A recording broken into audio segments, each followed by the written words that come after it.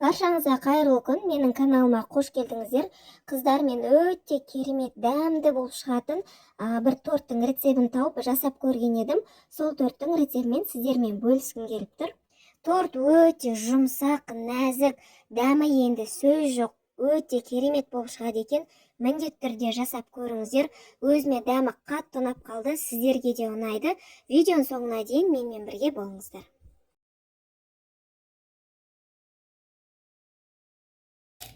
Алдымен бисквитті жасайтын боламыз. Ыдысымызға жұмыртқаларды жарып саламыз. Жұмыртқаның үстіне қант саламыз және шым-шым кішкене тұз салып, миксермен 10-15 минуттай жақсылап әппақ болып көпіргенше миксерлейміз. Тортқа қажетті заттардың мөлшері төменгі описание бөлімінде жазылып отыр, сол жақтан көрсеңіздер болады.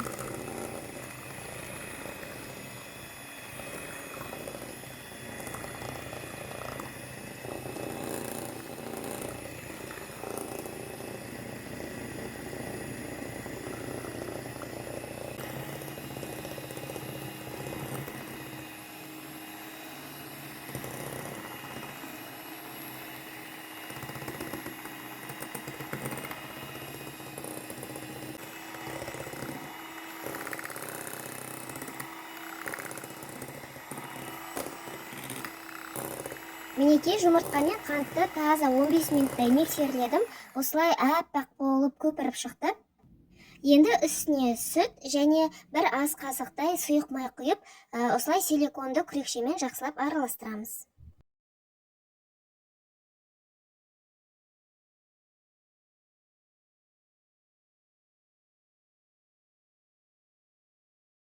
Сосын бөлек ыдысымызға ұнды електен өткізіп салып, үстіне бір шай қасық қопсытқыш салып, екеуін жақсылап араластырамыз. Бисквитке күрек жаңғағы қажет болады, блендермен майдалап аламын.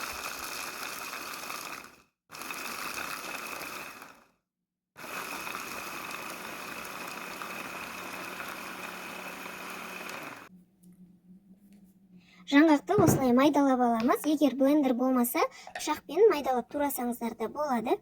Енді жаңғағымызды ұнның үстіне салып, екеуін жақсылап араластырамыз. Торттың тестасына жаңғақ қосқан керемет екен, өзінше бір ерекше дәм беріп тұрады екен. Сіздер де жаңғақты міндетті түрде қосып жасап көріңіздер.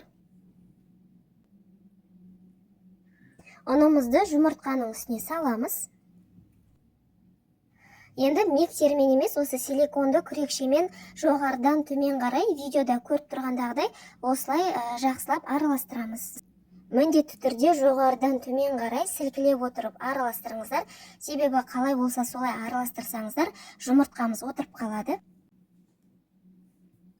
Дайын болған бисквитті формамызға салып, алдын ала қызған пеште 180 градуста 40-45 минуттай пісіріп аламыз. Мендегі форманың диаметрі 20 сантиметр. Бисквит біркелкі жайылу үшін форманы осылай 3-4 рет ұрғылап жүремін. Енді кремін жасайтын боламыз. Ыдысымызға 33%-дан жоғары сливкиді құйып, миксерлеп аламыз.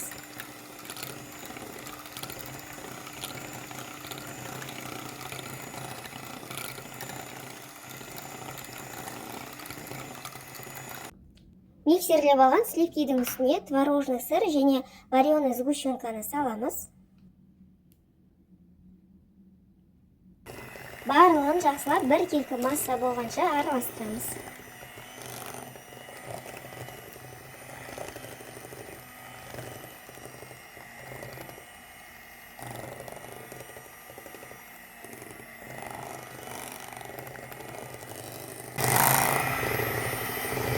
Бізде осындай қою, әдемі крем шығады. Енді торттың бетіне ганашты жасайтын боламыз.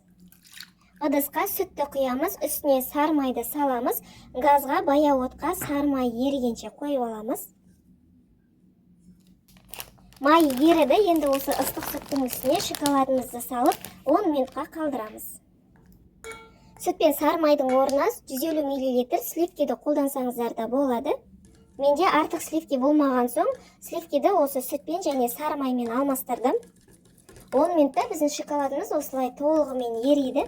Сүт пен шоколад біркелкі болып араласқанша жақсылап қозғаймыз.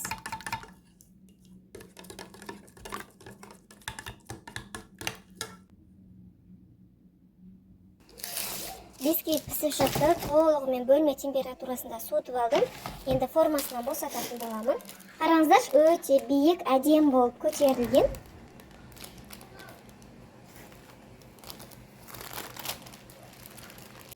Енді бисквитті теңге 3 бөлікке бөліп аламыз.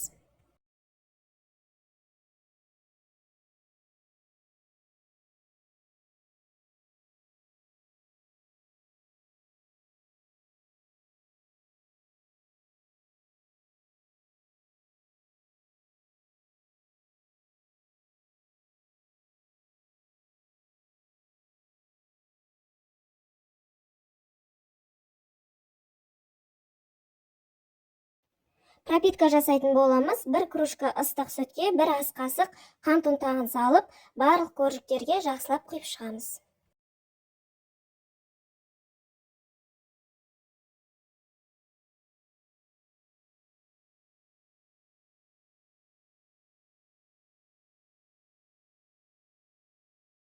Пропитка жасап болған соң кремін жағып шығамыз. Кремі бізде мол болып шығады, сондықтан көбіректен жаға беріңіздер.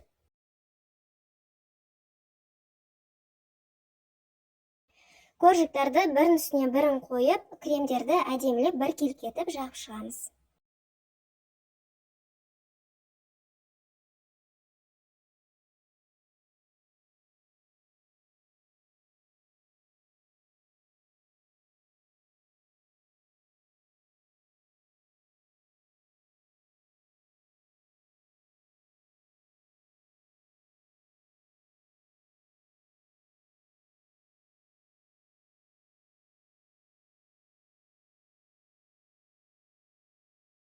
Соңында қалған кремді торттың шетіне жағып шығамыз.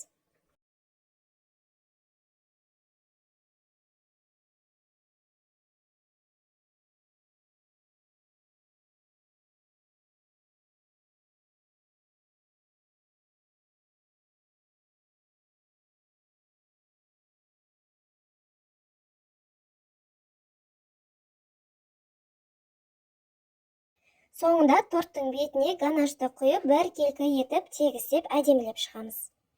Дайын болған тортымызды кем дегенде 5-6 сағатқа холодильникке қоямыз, немесе бір түнге қалдырсаңыздар да болады. Сол кезде кремі өте жақсы сіңетін болады.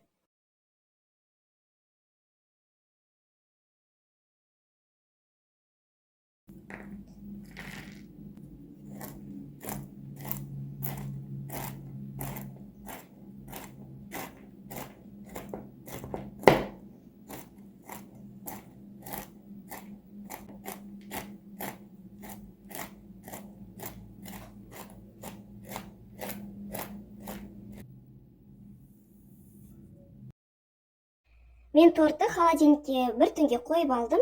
Енді бетін сәндеп, грек жаңғағын себетін боламын. Сіздер қалауларыңызша сәндесеңіздер болады.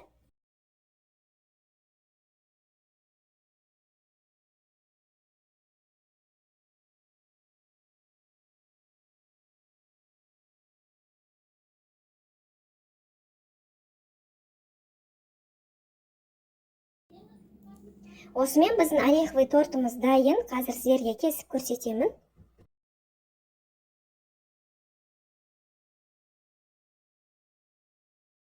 Міндетті түрде жасап көріңіздер. Өте жұмсақ, сочный және нежный болып шыққан. Маған дәмі қатты ұнап қалды. Сіздерге де ұнайды деген ойдамын. Видеом сіздерге пайдалы болса, лайк басып, пікір қалдыра кетіңіздер. Арнама тіркелуді ұмытпаңыздар. Назарларыңызға рахмет. Қош сау болыңыздар.